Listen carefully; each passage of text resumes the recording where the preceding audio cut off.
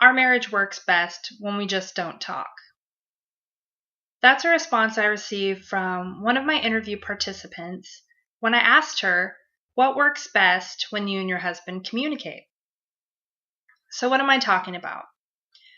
I conducted qualitative research around the topic of intercultural couples and how they negotiate and integrate their different cultural traditions into their lives. Why is this important? Well, communication is the key to a relationship. The quality of communication indicates the quality of the relationship based on Canary and Dayton's 2003 definition or explanation. So, what I did for my research was I composed a series of interview questions to ask the participants in sequential order in order to make sure I was consistent in my research process or in my interviewing process. So I interviewed the 12 participants, which included 6 different intercultural couples. The interviews were conducted separately with the wife and the husband of each couple. Now, the wives in all cases are from the United States. I thought that would help reduce the number of variables in the couples. The husbands are from various countries with different cultural backgrounds than their wives. That includes India, Tanzania, Sierra Leone, Australia, and so I interviewed them all separately, and after I conducted my research and compiled all of my notes, I had a research assistant look over them separately. I analyzed them myself, and then we came together to discuss themes or patterns that we identified. Now, it's qualitative research, so that was the best way to identify some of these patterns and try to apply them to a theoretical framework. So the 3 themes that emerged that were the most obvious to both me and my research assistant were surrounding living arrangements, religion, and celebrating weddings. So when I'm talking about living arrangements, I mean having family living with the couple. So the cultural norm of a lot of the countries, the husbands that participated in the interview, is for their wives to move in with them and their families. So for most of the participants, they had their brother living with them, their brother's wife, and in a couple of the cases, they had their parents living with them. This is all the husband's family, not the wife's family. And for the religious perspective, obviously that plays a huge role in celebrations and traditions. This was not my particular focus when I wrote up my questions for the interview, but a lot of the participants brought up religion and how that plays a huge part in their celebrations. So 3 of the wives actually converted their religion after they married their husbands. So all of the participants had a different religion from their spouse prior to marriage, and essentially half of them converted after getting married. So religion also ties heavily into the 3rd item that I mentioned, weddings.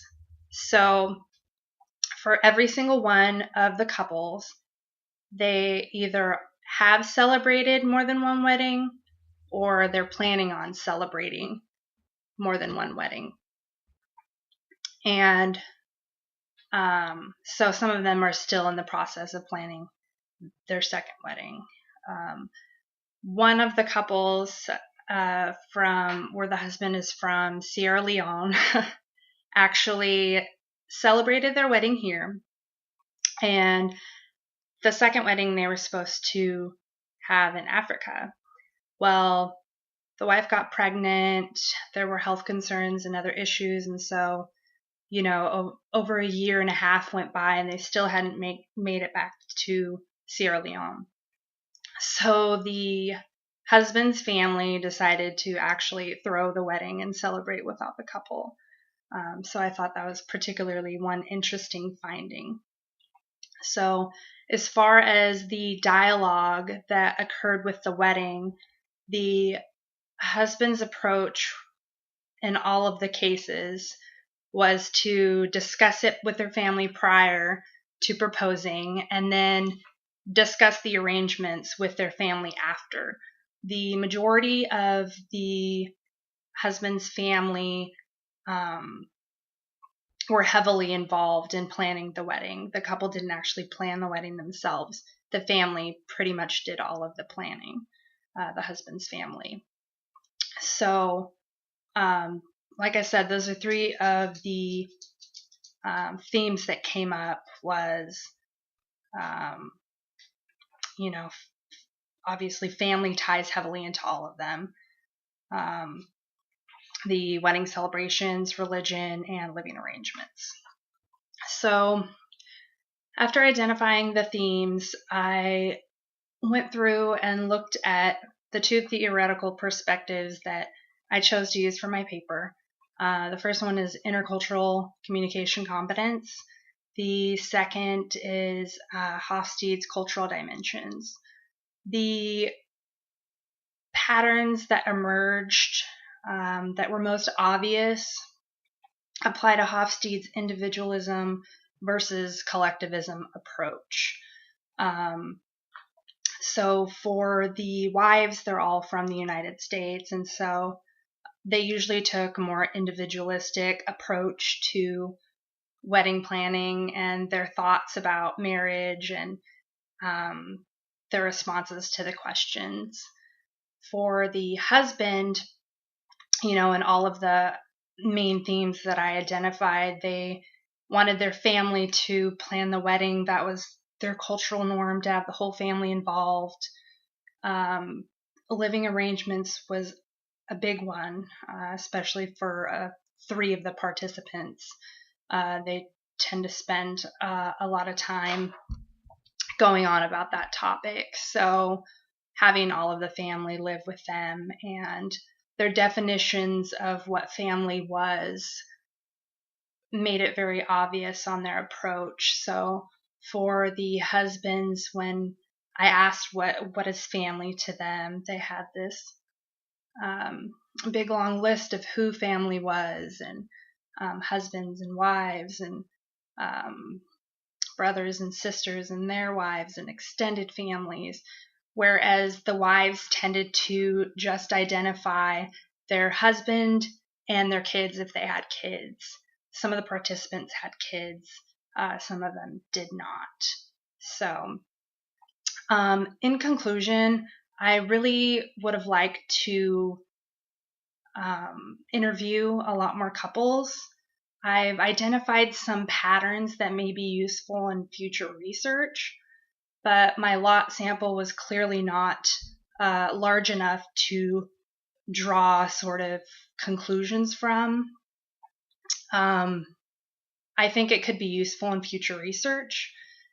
If I did this whole process all over again, I think I would try to set up the interviews a lot quicker and be able to have a bigger lot sample. The time constraint was obviously a factor. And then interviewing is very difficult because you have to work with multiple people's schedules. And so that's the reason that I ended up doing the one-on-one interviews versus with both the husband and wife together. So, but I think the data that I got was higher quality data. I think that the participants were a lot more open because their spouse wasn't involved in the interview, but I would have liked to have the separate interviews as well as have them together. So that's what I would have done differently. Thank you.